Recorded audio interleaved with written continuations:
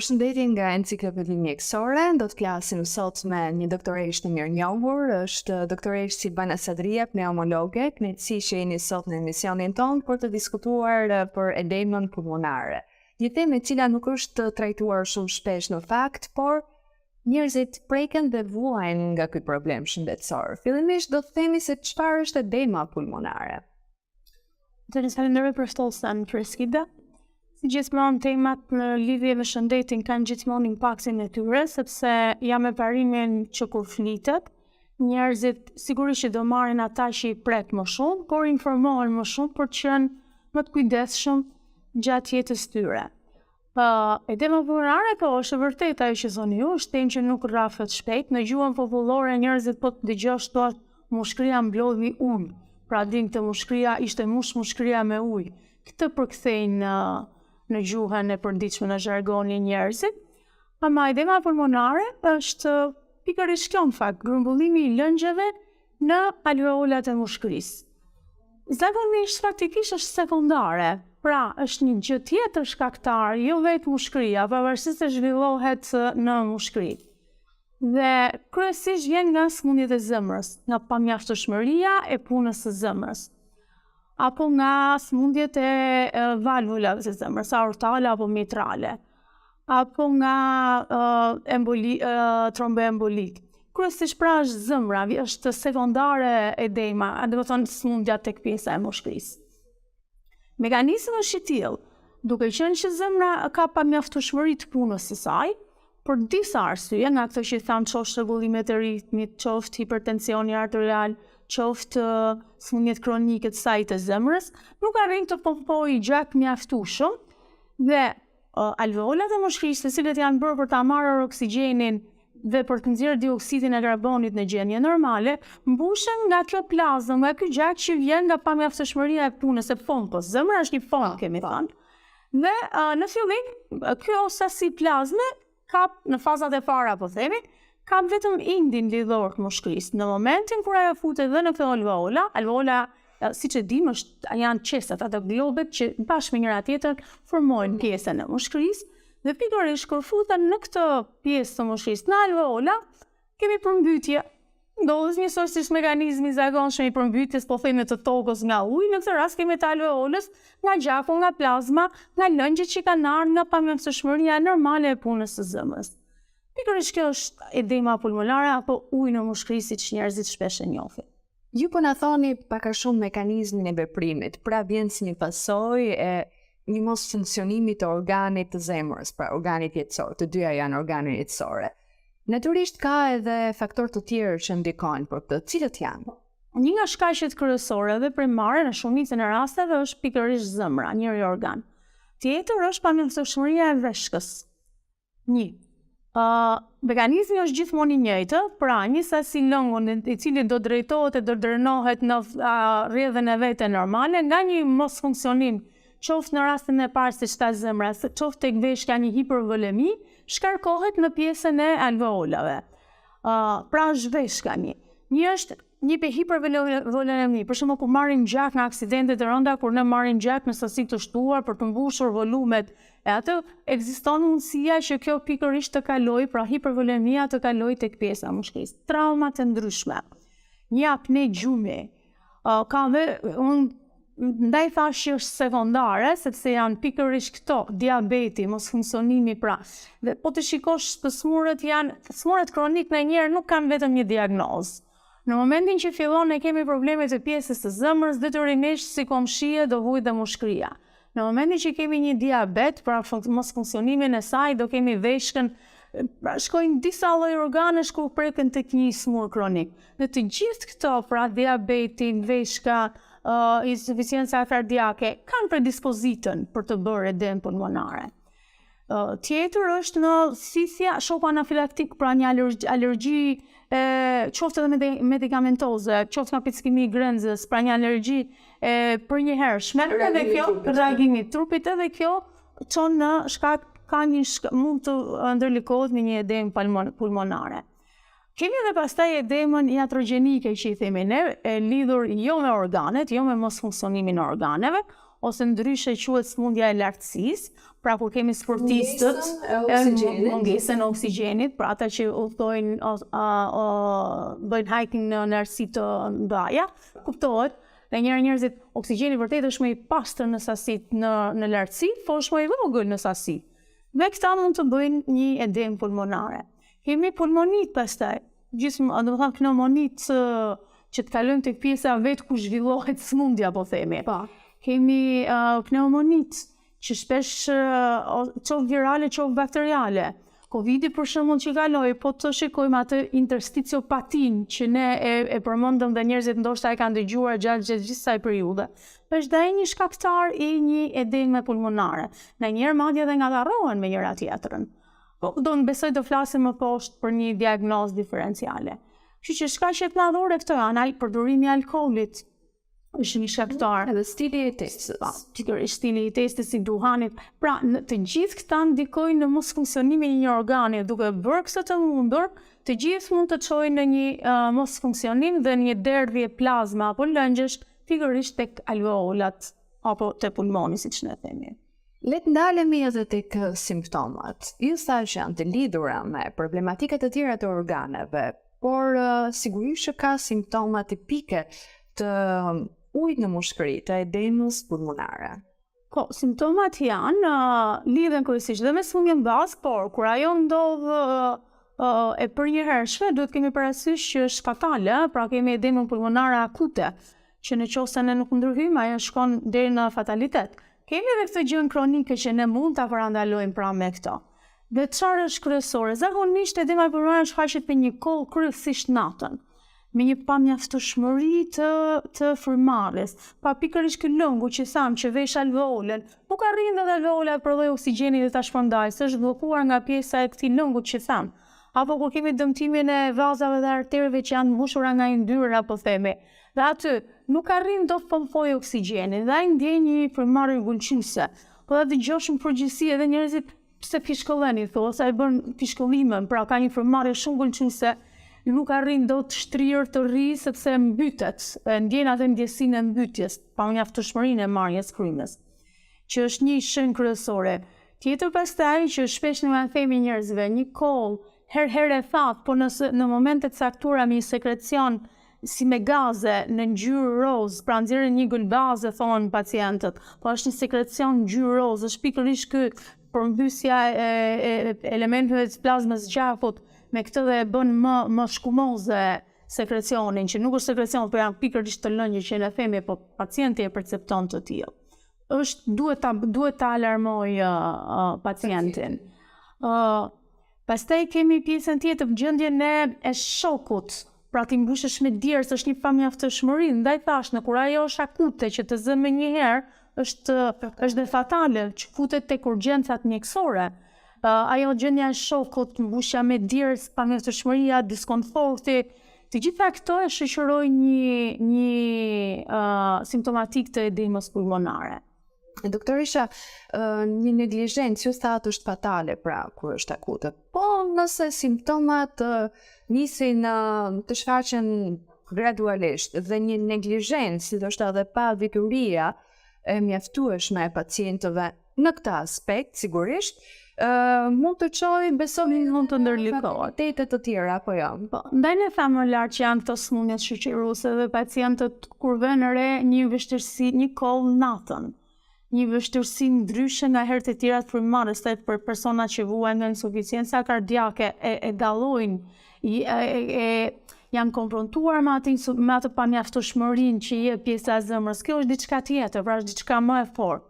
Kjo kolla që them me këtë ngjyrën roz, fryrja e këmbëve, edemave, pacientët që janë hipertension arterial kronik, fryrja e këmbëve, kolla që zgjat, një vështirësi ndryshe nga herët e tjera, janë, po themi, pre simptoma për ta detyruar pacientin që shikoj se diçka ndryshe aktualisht po zhvillohet në organizmin tim.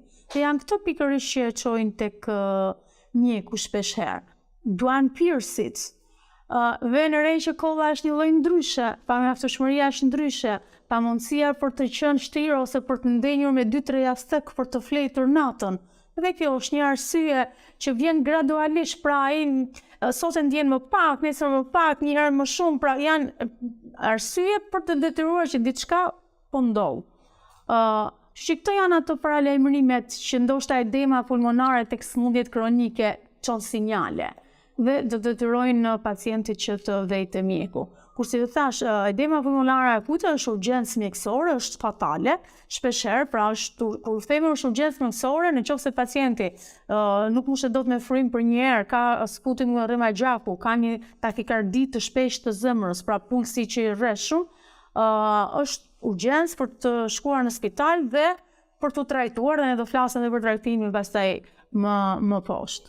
Pa vijuar me trajtimin dhe të tjera, doktoreshe, si mund ta parandalojmë? Ka një mundësi për ta parandaluar pa shkuar në fatalitet ose që mos përjetojnë këto simptoma, duke i parandaluar të gjitha këto probleme në vijimësi, ndoshta pacientët të cilët vuajnë nga insuficienca kardioke, ndoshta edhe mund ta parandalojnë. Po, pra parandalimi zakonisht është pikërisht tek ata të smurët kronik, në kuptimin që ata janë të ndjekur gjatë gjithë kohës, janë në monitorimin e ilaçeve gjatë gjithë kohës, dhe çdo gjë ndryshe nga përditshmëria duhet t'i tërheqë vëmendjen. Parandalimi është si për çdo lloj gjëje tjetër, pra një stil jetese ndryshe, aktivitet fizik, lërja e duhanit dhe alkoolit, një dietë e pasur me fibra kryesisht, zvoglimi i dietave me kripra dhe me elemente të tjerë të cilët qoftë diabetit me pak karbohidrate. Pra, për secilën sëmundje që ne i rënditëm, është edhe pjesa e parandalimit, po në gjithçka është stili jetesës dhe mënyrat ushqyerit. Shoqërohet bashkë me aktivitetin fizik, tre komponentët, pra stil, aktivitet fizik dhe ndjekje dhe kontrolli i vazhdueshëm tek mjeku. Si e diagnostikon këtë problem? Atëherë, dhe për mjekun ndonjëherë është vështirë, se ne vërtet themi dhe alarmojnë që pacienti të vijë te mjeku, por edhe për mjekun ndonjëherë është vështirë diferencimi i edemës pulmonare.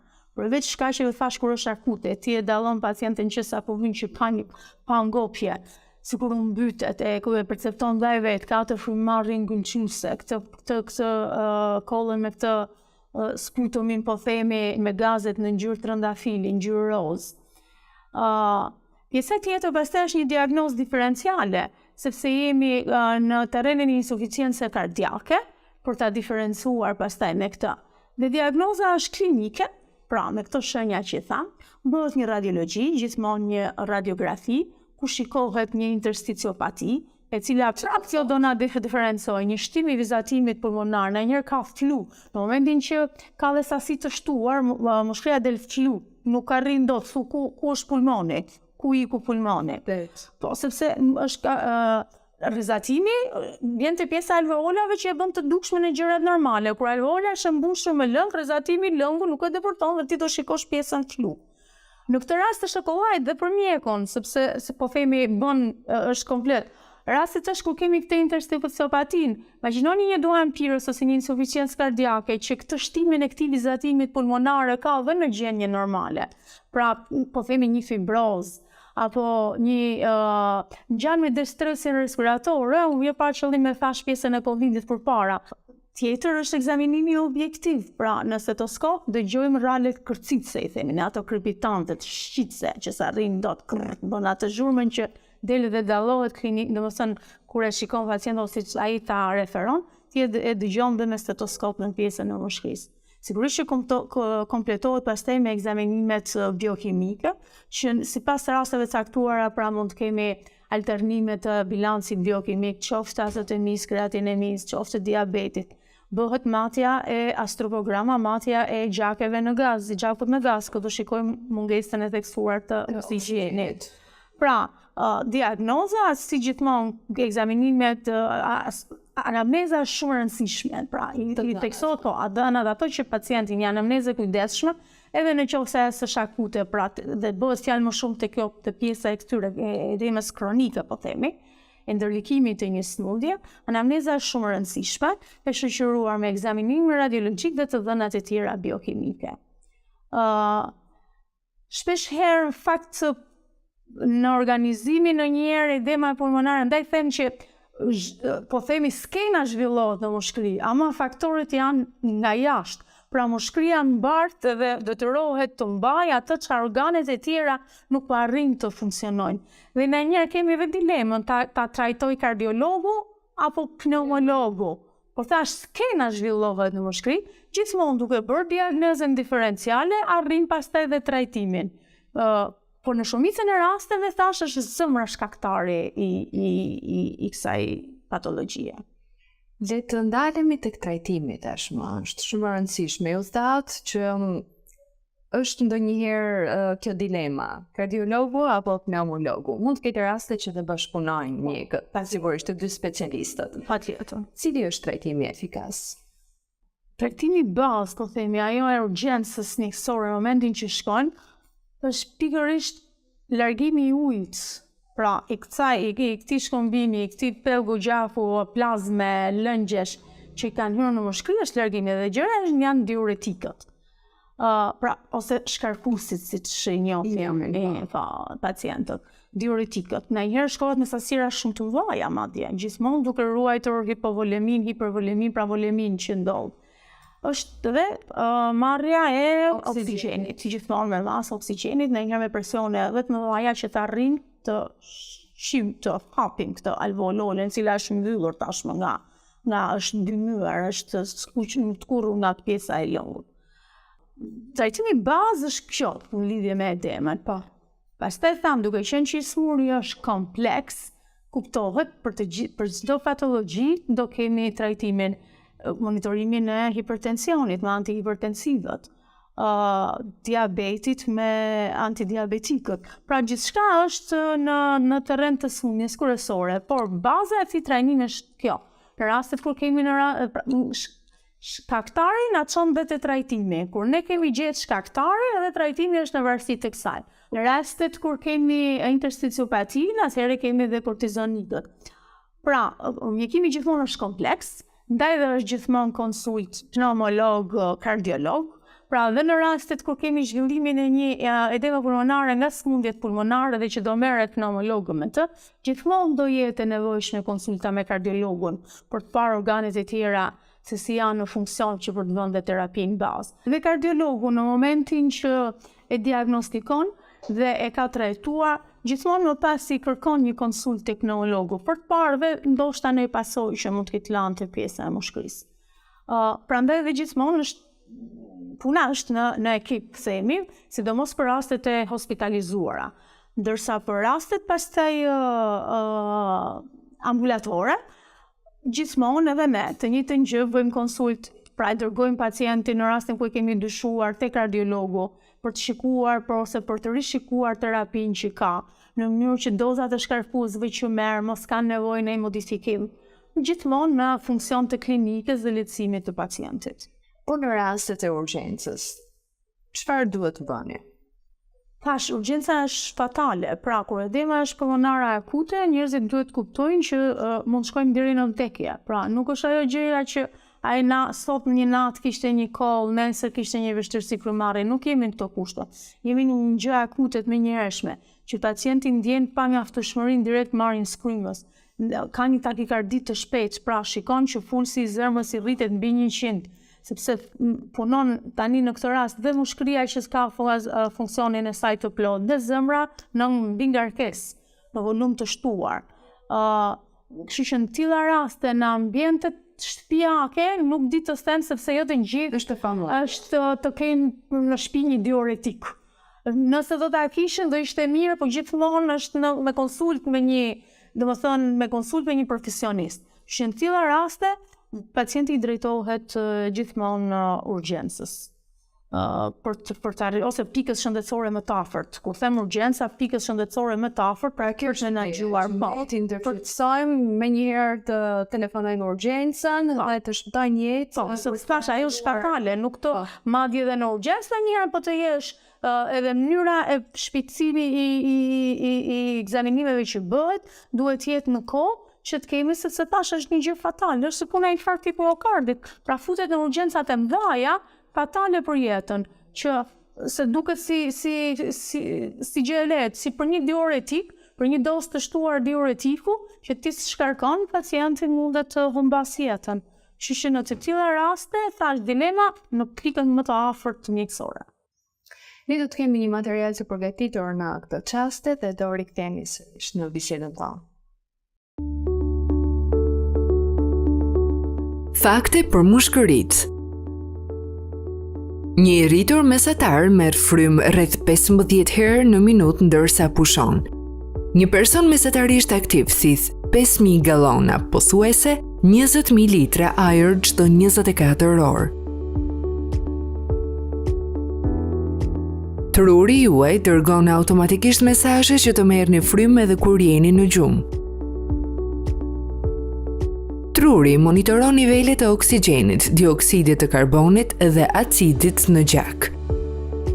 Këto nivele përcaktojnë se sa shpejt dhe thellë truri ju bën të merrni frymë. Truri dërgon sinjale në muskujt e brinjëve dhe diafragmës për t'ju bërë të merrni frymë. Për të thithur ajër, muskujt midis brinjëve dhe diafragmës të kurren. Diafragma është një muskull i madh dhe i sheshtë që ndan gjoksin dhe barkun. Mushkërit nuk kanë muskujt e tyre. Tkurrja e muskujve të brinjëve dhe diafragmës zgjeron gjoksin dhe tërheq ajrin. Kur këta muskuj relaksohen, gjoksi bëhet më i vogël dhe ju nxjerrni frymën. Jemi rikthyer në bisedën tonë dhe po flasim konkretisht për edemën pulmonare. Nuk e di si paraqitet situata në Shqipëri, sa të shpeshta janë këto raste? Atëherë, duke mos pasur shifra konkrete, po duhet të keni parasysh që sëmundjet kardiovaskulare tek neve, sëmundjet pulmonare zënë një volumin kryesor, si në çdo vend në fakt, të qoftë urgjencave mjekësore, qoftë të popullatës që merr trajtim kronik. Kështu që ne këto s'mund ta themi me përqindje, ama çdo smur kronik, kardiak, ka element të ndërlikimit të sëmundjes tij me edemën pulmonare. Tash nuk është sëmundje rutinë, se prandaj ne futet të urgjenca, pra që unë me që vuaj detyrimisht do kem këtë sëmundje. Jo, nuk mund ta them kështu, por duke qenë me probabilitet që sëmundjet kardiake zën volumin kryesor të punës të gjithë sistemit shëndetësor, edhe duke i bashkangjitur me sëmundjet e mushkërisë, probabiliteti është goxha i rritur. Doktor, isha një mesazh të fundit për të gjithë ata që na ndjekin, për t'i sensibilizuar dhe për të përshëndetur tashmë me ta. Atëherë unë fakt mesazhin nuk ta kisha vetëm për edemën pulmonare, se të gjitha sëmundjet në bazë, po të shikojmë në të gjithë mjekët do dëgjoni këto fjali të njëjta, që stili zhvillimi ekonomik i vazhdueshëm, ndryshimet industriale, ndryshimet e ambientit, të gjitha e kanë bërë më të vështirë, po themi, menaxhimin e sëmundjeve. Disa sëmundje që më përpara ne nuk i kishim dëgjuar, tani kanë marrë prioritet.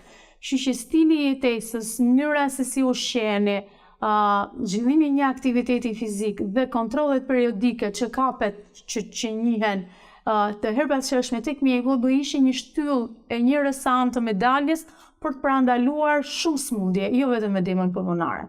Ndërsa për edemën pulmonare do thoja të kenë kujdes sidomos të smurët që vuajnë nga problemet kardiake, smurët që vuajnë nga diabeti, nga ato të veshkave, që çdo shenjë e rremave në ngjyrë roz, e një kolle gulquese natën, e një frymarrje të shkëlluese sikur po të mbyte, sikur ta kanë mbyllur fytin, po themi, të detyronte që të paraqiteshin tek mjeku, në mënyrë që parandalonin çdo lloj gjëje të mundshme. Dhe e fundit që do thoja, do ishte që në të gjithë historinë se cili kalon nga në gjithë jetën e tij, pacienti gjithmonë ka përvojat e veta personale të sëmundjeve apo të familjarëve të tij. Sikur të gjithë të informoheshin, do ishin më të kujdesshëm për atë që na ndodhte. Më mirë të jetë një hiperdozim, po them një përdozim i pacientit për të bilërsuar një shenjë, sesa një neglizhim. Pastaj u takon profesionistëve për të bërë diferencime, për të vlerësuar situatën. Kështu që më mirë le të alarmohen në një situatë më shumë se sa të rrinë bidafina se nuk kam gjë. Kështu që këtë do thoja. Doktor Eshi, falenderoj për të gjitha informacionet që keni përcjellë sot, për këtë intervistë interesante, për një temë ndryshe nga herët e tjera. dhe ishte kënaqësi biseda me ju. Faleminderit Fresida, faleminderit juve. Shikues të nderuar, ne do të takohemi në emisionin e radhës. Faleminderit të gjithëve që na keni ndjekur. Bashkë mirupafshim.